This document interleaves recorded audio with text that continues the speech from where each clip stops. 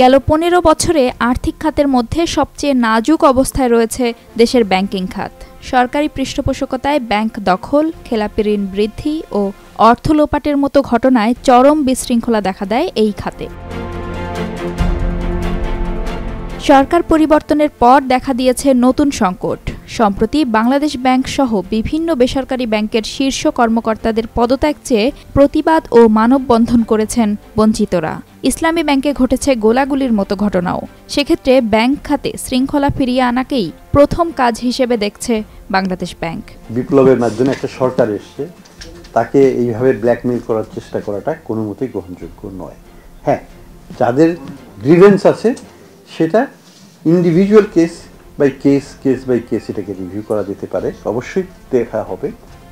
DGFI দিয়ে গান পয়েন্টে আমাকে বোর্ড থেকে সরিয়ে দেওয়া হয়েছে, তো এটা একটা জেনুইন গ্রিভেন্স, সেটা আমরা তাদের চেষ্টা করবো, যদি তাদের মালিকানা থাকে আমরা তাদের হাতে ফিরিয়ে দেবো। যদি মালিকানা ভবিষ্যতে ওনারা শেয়ার কিনে আসতে পারেন, আমরা ওনাদের হাতে দিয়ে দেবো।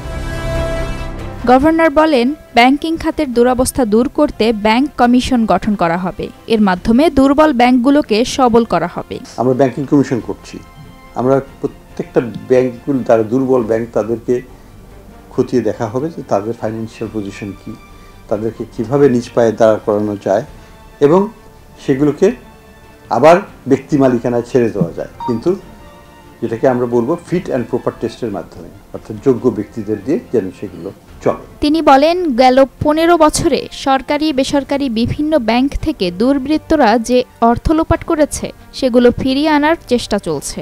এজন্য একটি অ্যাসেট রিকভারি ইনস্টিটিউট গঠনের চেষ্টা করা হচ্ছে। প্রচুর অর্থ এইসব ব্যাংকগুলো থেকে লুট হয়ে গেছে, তাই তো?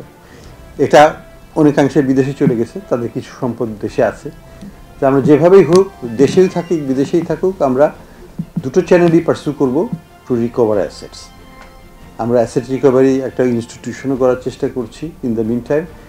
সেটার মাধ্যমে ওটাকে ডিসপোজ করে যে টাকাটা আসবে সেই টাকা দিয়ে আমরা এই ঘাটতি মেটানোর চেষ্টা করব। গভর্নর আরও বলেন, বিগত সময়ে সরকারি পৃষ্ঠপোষকতায় যেসব ব্যাংক দখল করা হয়েছে সেগুলো আগের উদ্যোক্তাদের ফিরিয়ে দেওয়া হবে।